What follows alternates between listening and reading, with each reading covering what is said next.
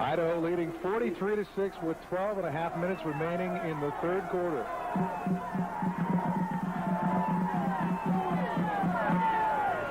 The give is to Thomas. Hayner is there.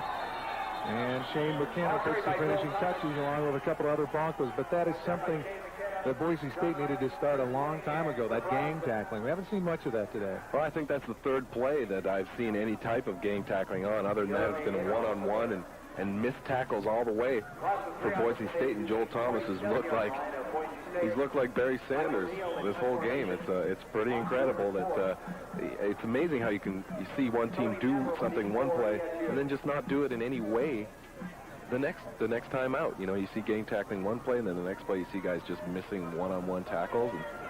And it's a weird deal. A fake to Thomas. And speaking of Joel Thomas, the Vandals leading the game 43-6. Run a fake punt for a touchdown.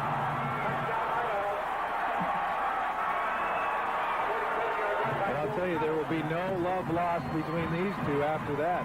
Bart, have you ever seen anything like that? I think that's a pretty cheap call by a coaching staff against a team that's down, and they're really trying to rub it in.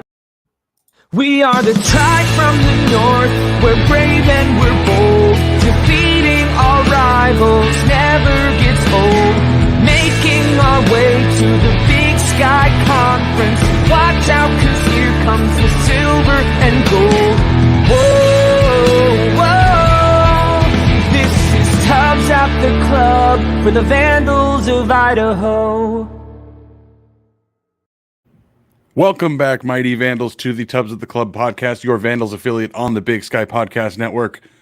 Joining us today is producer-seducer Martin Heemstra. I'm Dallas Hammer. No Brian Marceau tonight. Had the night off with the family. Martin, how are you doing today? I'm doing good. It's a little smoky in Moscow. It feels weird to not be overly pissed off and angry after a Vandal football loss for once. Absolutely, and that smoke has been just wrecking me over here in Spokane too. I had asthma as a kid. Not a big fan of this. Dome, sweet dome, baby. Make sure that we can get in there, get away from this smoke next week. We're going to recap the Indiana-Idaho game for you guys here in just a minute. It's our instant reaction coming to you live, 20 minutes after the game finished. But first, a quick message from the Vandal Scholarship Fund. Drink beer with Coach Eck before the home opener football game at Tap the Keg. The University of Idaho Alumni Association invites you to an on-campus Oktoberfest September 16th. Tickets include 10 beer tastings, a commemorative glass, live music, and new memories with your favorite kinds of people, a.k.a. the Idaho Vandals. You don't want to miss this event. Check out uidaho.com/tapthekeg for tickets. You can see the website here on our YouTube if you're watching along. If you're listening, just imagine it. It's got a college-aged woman with a beer in one hand and a sausage in the other. Two of the best things in the world. Go check it out. All right. Getting into Around the Bar, brought to you by Hughes River Expedition. We'll tell you about that a little bit later. So quick recap of the game. Idaho fell to Indiana 35-22 after leading at halftime 10-0. Idaho ended up with a 98-yard drive at the end of the first quarter, capped off with a 1-yard touchdown pitch from Giovanni McCoy to Jordan Dwyer near the top of the second, which ended up giving Idaho that 7-0 lead. Touchdown pass to Anthony Woods later in the second was taken off of the board just a couple drives later, but Ricardo Chavez would connect on a 29-yard field goal to end that drive, putting Idaho up 10-0 at the half. But Indiana came out firing in the third quarter, forced Idaho into a 3-play, 0-yard drive to start the half. They followed that quickly with a touchdown, and then a safety after a mishap with a bad snap. McCoy just wasn't prepared for it, hit him in the chest, bounced back into the end zone. He ended up having to cover it up to prevent the touchdown. Indiana then went on to score a touchdown on every single drive of the second half until victory formation on their final drive. Idaho did come out with a couple touchdowns at the end there, but final score 35-22. Martin, I'm going to kick it to you first. What are your thoughts on this game, how it went? I think it went better than I expected. I can't remember, double check this. It just felt better. It felt not as angry. It just felt a more complete Vandal game. It gave me a lot of confidence going into FCS play as opposed to previous years where it's just 55-14, 66, 76-7 after the games like that. It just gave me confidence going into the real start to our season, as I want to put it. Absolutely. And that's one of the things, if you guys follow Theo Lawson _SR on Twitter. He was the former Idaho beat reporter back in the day. He's one of us now covering Gonzaga basketball for the Spokesman Review, but tweeted today, between 2011 and 2021, Idaho's smallest margin of defeat against the Power 5 opponent was against Auburn, 56-34. That was 22-point loss. In the last 2 weeks, Idaho has lost to 2 Power 5 teams, combined score differential of 20 points. Obviously, there's negatives in the fact that, Idaho lost. Yet, yes, it's a bummer. Idaho's 0-2, but this might be the best 0-2 team in the country right now, guys. Idaho took it to Indiana for that entire first half. Though, yes, the wheels kind of came off, especially in the third quarter, and then the fight just never stopped at the end is the thing. Indiana obviously just kept scoring at will. They were just trying to run the clock out. They were just trying to get out of there. But Idaho did not give up, and that's so much different than last year where we saw Indiana beat mostly the same team by 50 points. And so that is the big takeaway here is, yes, we're going to talk about some negatives eventually, but Idaho just lost to 2 different Power 5 schools and looked respectable the entire time doing it. And that's so much more than we've been able to say for, honestly, a really long time. So, Martin, I'm going to kick it back to you. What's kind of your positive takeaway from this? What's the best thing about this story? I think, disregarding what happened in the second half, I'm most positive for me was holding a Power 5 offense to 0 points in the first half. Yes, the wheels fell off a little bit. Yes, they fell off the second half, but still to hold a Power 5 team to 0 points for a half a football game is, I think, really impressive and is going to make Big Sky teams more wary against playing against us. Absolutely agree. The stats for Indiana were just not pretty in that first half. They couldn't get anything going. Idaho was honestly more physical than them for a lot of the game. Giovanni McCoy looked pretty good too. It was really it really felt like it ended up coming down to the lack of scholarships, the FBS to FCS depth issue. That's what it felt like was the problem in that second half. Just Indiana had too many guys and Idaho just didn't. But it really was, and again, this is a pretty terrible Indiana team. They are 2-0. They technically have a conference win, which is better than they had the previous year, but they are not a particularly good team. I would be shocked if they ended up with a bowl game this year. Idaho hung with a bottom tier Big Ten team for a half and actually looked like the better team in doing so. So really nice to see that. A little bit better on the ground was my big takeaway. The offensive line, just as a whole, it felt like performed a whole lot better. Idaho overall stats, 44 attempts, 126 rushing yards, only 2.9 average, but again, that's almost double what it was last week. You take out some of the sack yardage, that goes up a little bit, obviously, but it felt like Idaho, it just gelled a little bit more. It felt like there's a little bit more time for McCoy in the pocket. Felt like when you're not going up against a Big Ten defense, this is absolutely an offense that's going to be very competitive in the Big Sky. So, Martin, we've talked about the good things. What are the bad things here? What are our negatives here to take away from real quick? I think the one negative, like the first thing that comes to mind, is putting together a full game now. We've seen them do it for half a football game against WSU and against Indiana. Now you kind of have that blueprint, if you will. It's time to use that blueprint to kind of put it together against a Big Sky and other FCS teams going forward. Absolutely. And you speak to kind of that consistency in putting it all together. Idaho started off this game very much the same way that they started the Wazoo game. First drive, 3 plays, 1 yard. Second drive, 3 plays, 6 yards. It all finally clicked on that touchdown where, again, they drove 98 yards and took off 7 minutes off of the clock. It was an unbelievable drive, but there needs to be a little bit more consistency there. Things need to be put together a little bit better. And again, you're going up against a Big Ten team. Like, this is a very small complaint, guys. This is not saying like, oh, Idaho really could have done better here. Like, at the end of the day, they lost by 13 to a Big Ten school. And yes, it's a bad Big Ten school, but it's still a Big Ten school. Then you look at the third quarter, it's kind of the same problem of 3 plays, 0 yards. Then you have the safety. Then you go 3 plays, 7 yards. The next drive is 6 plays, 16 yards. So you finally got a first down there, but Giovanni McCoy completed 1 pass in the third quarter, and it was a forward pitch. We kept playing the same sweep to Jordan Dwyer. It's what they scored the touchdown with in the first half. That ended up being a play they just kept going back to, and it technically counts as a completion because it's a forward pass behind the line of scrimmage.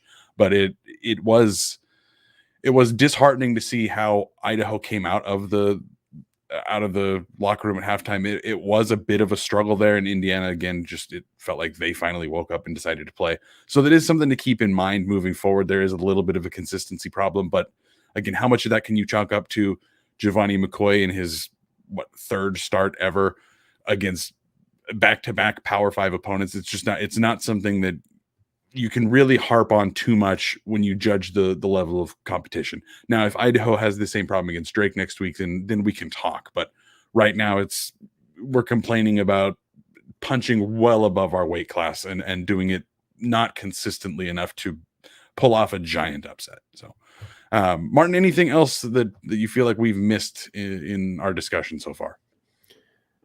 Nothing I can think of. I think the other one that kind of popped out early was special teams, and I know some people might have made some comments about that, but I want to hold my breath on saying that's a negative right now just because of weather being a factor for the first half of the game, but that is probably something to keep an eye out on for future games down the line if we're competing for a potential playoff spot. Absolutely. It is a very different time than the Farquhar Cowan years and the Coffee years and the Rico years and the 15 plus years. It feels like, I mean, go back to TJ Conley even before that. Like the legacy of Idaho's special teams is still a work in progress this year, but to their credit, it was pouring rain. If you didn't end up getting a chance to see the game, it was pouring rain the entire first half. And that's a large part of why Indiana did not score in the first half. They are an aired out team. Ball was wet, ball was slippery. Their quarterback was really struggling even to just get a grip on the ball. They ended up, when it dried out, he ended up looking a lot better, ended up with still only 16 for 29, under 200 yards, 2 touchdowns and an interception. But Bazelak Ballsack did look a whole lot better in the second half, just simply because of the weather, and that is a large factor. You question what Idaho would have looked like if it had not been pouring rain the whole time, but you play the game the way you play the game. Like, there's nothing, you can't go back and change how the weather hit. So you take what you get, and for Idaho, it was a 10-0 start to the game until, unfortunately, it did dry out a little bit. Martin, I have a question for you. What did you think about Giovanni McCoy? The stats aren't super impressive. 13 for 23, 204 yards, no interceptions this week, and 3 touchdowns technically, 2 of which came kind of in the fourth quarter garbage time. Indiana was just looking to get out of there without any injuries. But based off of the stat line and then what you saw on the field, what did you think of McCoy tonight? I think he showed progress he kind of took steps forward with the going from WSU to Indiana with how that game went. He just looked a little more complete and not making those kind of forceful passes kind of towards the end of the game, just trying to make a play. It felt like there was more confidence in him compared to the WSU game than what we saw against Montana and some other games in the last year, but it just felt more complete and more confidence going forward. Absolutely agree that it was a weird game because about the start of the fourth quarter, McCoy was like 6 for 15. It was not a pretty number. He ended on a hot streak there, but there were no egregious mistakes. There were definitely times that decisions were not being made as fast as they needed to be, and you could tell. But that also comes with you're playing against a Big Ten defense. The holes that you're expecting to be able to throw into from like running the plays of practice are going to be much smaller holes because the athleticism on the defense is just at a different level. So there is a much tighter window to be making some of these throws, but there were definitely times that there'd be a guy that would be enough to make a decent play. The throw would just get out too late and it wouldn't get anywhere. I had a couple of those moments, especially in the third quarter when just the wheels came off. Unfortunately, it was a really rough quarter there for Idaho. Again, they scored on every possession of the second half. So the whole second half was not great, but the third quarter is when they were actively trying. In the fourth quarter, they absolutely just took the foot off the gas pedal. But overall, again, from a redshirt freshman, pretty solid effort. Again, no interceptions, which was nice. Definitely learned from some of those throws he probably shouldn't have made against Wazoo. I also thought he had a lot more time tonight. And so I could see where some could even be disappointed in how long it took to make some of those decisions. He was not on his ass all night long. It was a much better effort from the offensive line tonight than it was last week. The other thing I did want to go over, the defense. Obviously, Indiana put up 35 points, obviously scored every single possession of the second half. Not numbers that you necessarily want to see, but Connor Bazelak, 197 yards through the air. Obviously, Sean Shivers, their running back, 155 yards on 20 carries. Their second running back, Josh Henderson, 7 carries for 58 yards for 8.3 a carry. So they ran the ball right down Idaho's throat for most of the game, and especially in the second half. That's where it felt like the depth wasn't there. They were able to just run the ball right down Idaho's throat and chew off a bunch of clock. They probably could have put up a lot more points if they had really wanted to. But the positive there is Bazelak did go 16 of 27. He didn't have a particularly phenomenal night. Completed 55% of his passes for a guy who completed across his career. He was in the 64 range. Had a pretty rough night against the Idaho secondary, which is not something I think any of us would have expected to hear, especially last year when last year's run-heavy team ended up with a 50 burger on Idaho. This team that, again, I know it was raining, but a team that spreads the ball and throws the ball all over the yard was not able to do that as well. Anybody in the secondary that you thought stood out really well, Martin?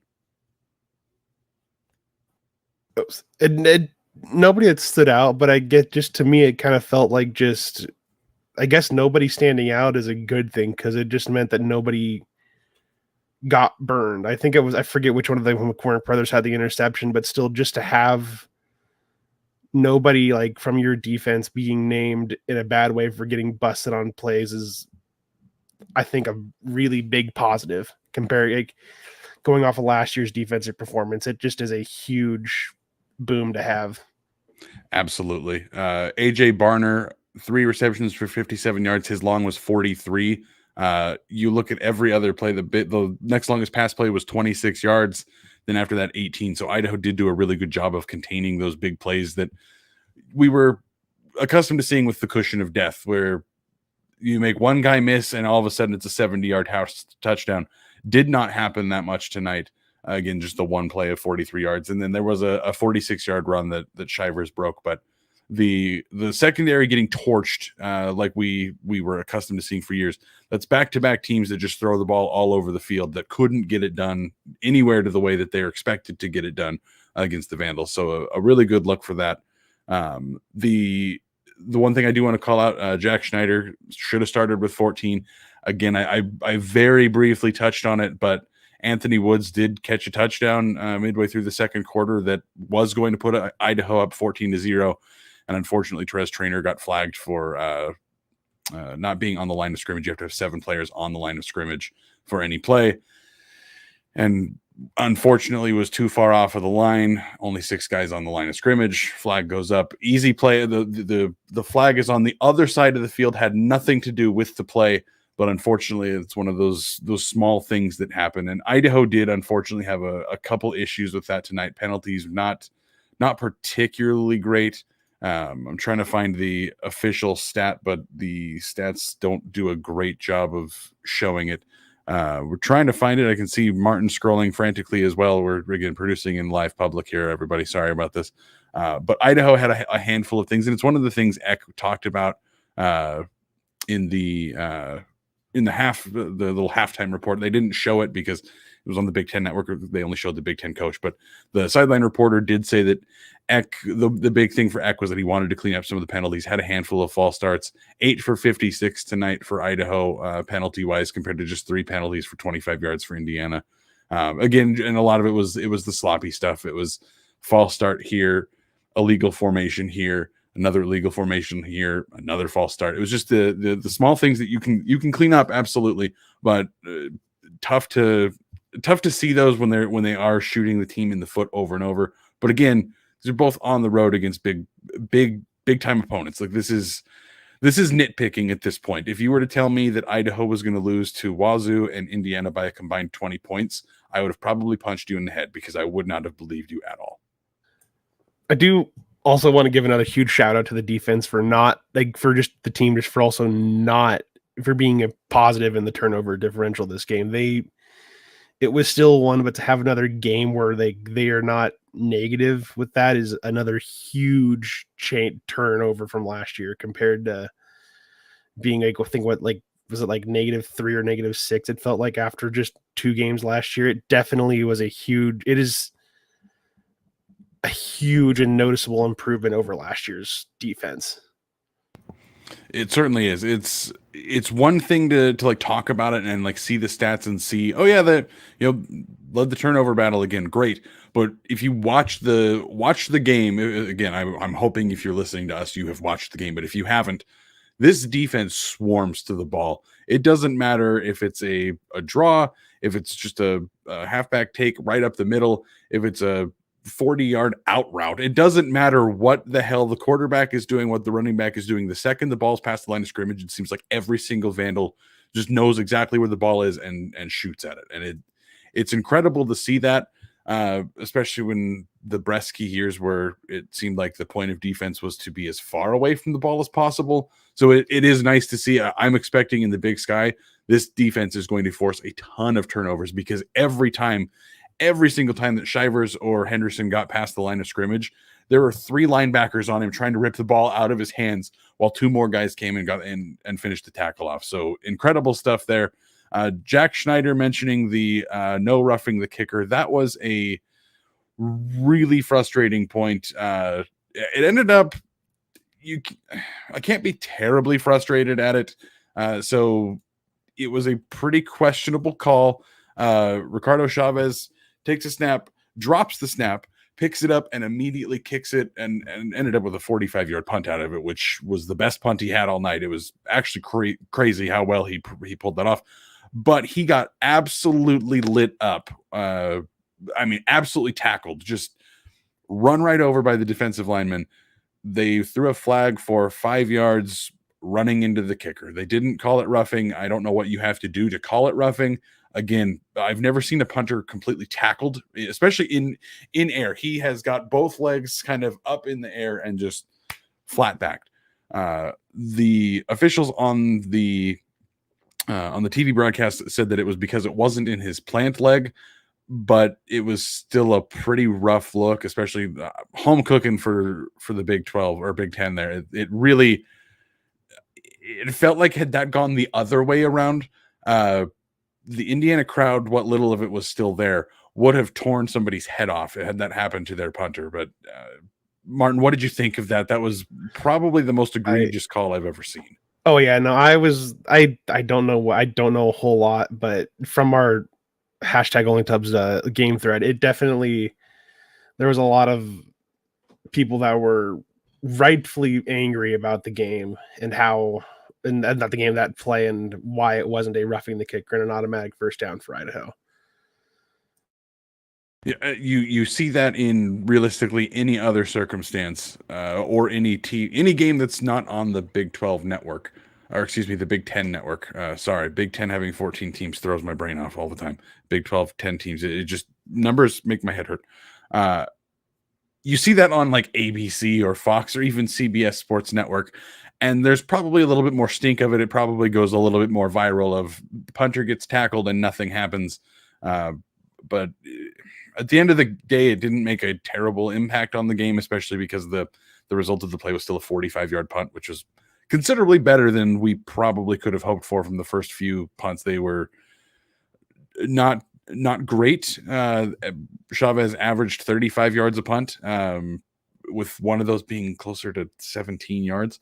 Just a rough showing from the special teams unit tonight. But at the same time, it's pouring rain. You're in a state on the other side of the country. It's a full road game. There's probably 10 Vandals there. Like you're going to have that happen against large schools when you're on the road, when you're getting paid over $1 million to go lose that game. Like it just happens. It is what it is. So Martin, we're about 25 minutes in, give or take a minute or two. How about we give Colin Hughes a shout out? Sure.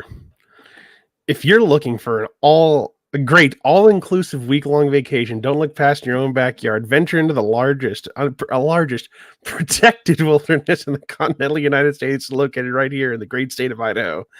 Enjoy a multi-day trip down the Middle Fork of the Salmon, the main Salmon River of No Return, the Salmon River Canyon, or the Selway, and you could even check out trips to like the one to see the Perseid meteor shower, camp on pristine beaches, run amazing white water, hike scenic trails, spot wildlife, soak in the beautiful natural hot springs, take in the history along the river, and fish some of the most remote stretches of river in the country. You just bring your clothes and let HRE handle the rest. Hughes River Expedition has been vandal owned and operated since 1976 and ready to take you on a vacation of a lifetime. What are you waiting for? Find out what it's like to grab a paddle, catch dinner, and ride the bull all throughout the Gem State. Call them now at 800-262-1882 or check them out at hughesriver.com. Fantastic. Thank you, Martin. And thank you, Colin. We appreciate you. Just to brush up on the last little things here. Looking at Idaho's rushing stats again, we mentioned 44 yards for 44 carries for 126 yards. It's late, guys. Roschon Johnson did lead the team in carries, 16 this time, 63 total yards, average 3.9 a carry. Anthony Woods, still probably the most explosive of the running backs, 12 carries for 50 yards, 4.2 yards a carry. Going to be really interesting to see what's going to kind of happen here. Ormani Arnold got a couple carries at the very start of the game.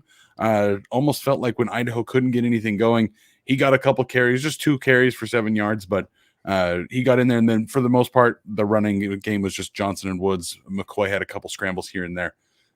Receiving, Michael Graves ended up breaking off a 71-yard touchdown. Really great move. Caught essentially what amounted to a screen pass and just slipped right out of the tackle and was gone 70 yards. So offensively, again, a little bit better showing than Wazoo last week. Defense, we said, again, really nice things. Obviously, the second half didn't quite go as expected, but again, held Indiana to a bunch less points than they did last time. Martin, we're 0-2 now. Obviously headed into Drake next weekend, the terrifying Drake football team. How should Idaho fans be feeling right now? I know it's 0-2, but it's 0-2 in the body bag games. You expect to lose those. On the general, how should we be feeling right now? I almost want to go back to my Mr. Sunshine and Rainbows outlook from the past, but I think there's enough from what I've seen from WSU and Indiana. I think there's enough to be positive about and look forward to in the Drake game. Now, will there probably be some surprises we haven't seen yet from in the Drake game? Absolutely. I don't think they've been. I don't want to say Eck and company have been 100% honest, but I just have some inkling in the back of my head that just gives me feeling there's going to be some surprises that they held back for us for FCS play. I just think they're going to be positive. That's just I think it's going to be, people should have a positive outlook going forward. Don't be negative on don't be negative on your 0-2 Idaho football team. That is something that I didn't bring up and probably should have. The trickeration is definitely starting to be an Eck staple. When we talked about Eck right after he got hired and we were looking at South Dakota State plays and talking about some of their famous trick plays, we saw a couple of them tonight. One actually ended up being maybe the worst pass I've ever seen that ended in a great result. Roschon attempted to throw what seemed like a pass, but essentially it was like a fumble that shot straight up into the air, went maybe 15 yards and was nowhere near the receiver. But luckily the special teamer for Indiana tackled, I believe it was Connor Whitney on the play. Just straight tackled him, just didn't even attempt to go for the ball, didn't attempt to do anything, and just completely wiped him out. So extended the drive for Idaho in a great play. Then on the 2-point conversion later in the fourth quarter, there was a snap to, I believe it was Roschon again, tried throwing over to Giovanni, that play got blown up immediately. But again, nice little trickeration there. There's even a point where they did the old the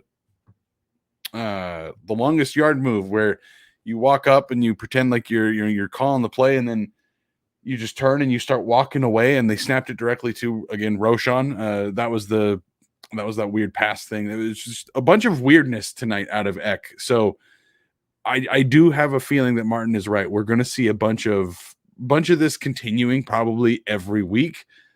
It's probably going to be a little bit more successful especially against a team like Drake. We're in the chat here. Jalen Drake saying Drake about to get destroyed. Honestly, go Idaho. Like it really is. It is feeling like this is a great year to be a Vandal, guys. I know that it's 0-2 and we've had plenty of our share of those seasons. And if you just looked on the outside, it's like, hey, okay, they're losing closer games, but they're still losing the games. Like you're expected to lose these. You've got to remember that this is a different team, guys. This is the year. I am the most negative person that any of you probably listen to on a regular basis. I can find the darkness in just about anything, and holy shit, this Idaho team is for real. I have converted. This team is for real. I feel like this is a team that's competing for a playoff spot. This is going to be a pretty interesting next couple of weeks here when Idaho is going to go out and absolutely destroy Drake next weekend. So Jack Schneider saying, wasn't a fan of the 2-point conversion, could have got our QB killed. That is the one thing there that was a little nerve-wracking. If it weren't the middle of the fourth quarter when Indiana already had the game well put away, that was absolutely a hospital pass situation. That would have put Giovanni in pretty bad shape had that happened, especially at like Wazoo. Had that happened at Wazoo, that would have been really bad. But again, fourth quarter, game's over. You're just trying stuff out at this point. It is what it is, but not a situation you want to keep getting a guy into, because we've seen what quarterback injuries are like here. Once one happens, the next three guys go down without a prayer that you're going to keep anybody healthy, and then you're bringing in a safety that used to play running back that now plays quarterback, and then running back, and then receiver. And we haven't really seen a whole lot of Zach Borisch this year, is what I'm getting at. But I think there's been only a sliver of the offense that has been shown. I know I'm rambling a bunch here, but I think Martin is very correct. I don't think we've seen quite everything we're going to from Idaho. I could see a lot of just weird stuff happening next week. I could see Eck treating this as, okay, these two games are over. We got paid. Season starts now. Go Vandals. I could see just nuking those two games and starting with a completely different lineup, completely different set of plays, completely different formations. Who knows what's going to happen? But it feels like there's just so much we haven't seen, and that's a really weird feeling to have, because if you're listening to this, you've probably grown accustomed to the run up the middle, 7-yard out on a 3rd and 9, like the offense that Idaho had just committed to in the Paul Petrino days. It feels like that's gone, guys. It feels like this is a team that is going to be creative, going to outcoach people. It honestly, for the first half of that game, it felt like Eck was a better coach than Tom Allen. And I know I've talked about Tom Allen's going to get fired over there anyways, but I'm still talking about a Big Ten coach. So lots of good things to take away from. Again, the message here, guys, be fucking excited about this. This is awesome. This year is going to be so much fun. Jalen dropping in the chat. I'm excited for this new Idaho team. Something special's happening. This year is going to be fun. Like, this year is going to be a blast. If you're listening to this and you do not have plans to get down to the Kibbe Dome next weekend, shame on you. Shame on your family. You should be there for the Drake game. Yes, none of us know where Drake is on a map, but those guys are going down, and they're going down hard. Anything else, Martin? Buy your tickets for this game. There's definitely like a lot of stuff going on, and you guys all need to be here to see it, not just hear us preach the good word of what Eck and company are doing at Idaho right now. Certainly. Next week I will be gone. I am not going to be here for our Tuesday breakdown show against the Drake, whatever they are. I don't even remember their mascot. It's late. I'm sorry. I think it's Drake Bulldogs. I'm not sure. Something like that. Great. Drake Bulldogs. I was going to go with Drake Mediocre Rappers, but that works too. So it's going to be Martin. It's going to be Brian. We might have a third guest. Who knows? they'll break everything down for you starting next week when we hope to see the Vandals get their first win of the season in the Kibbe Dome. But until then, I'll let the Picasso of outros play us out. Go Vandals. Go Vandals.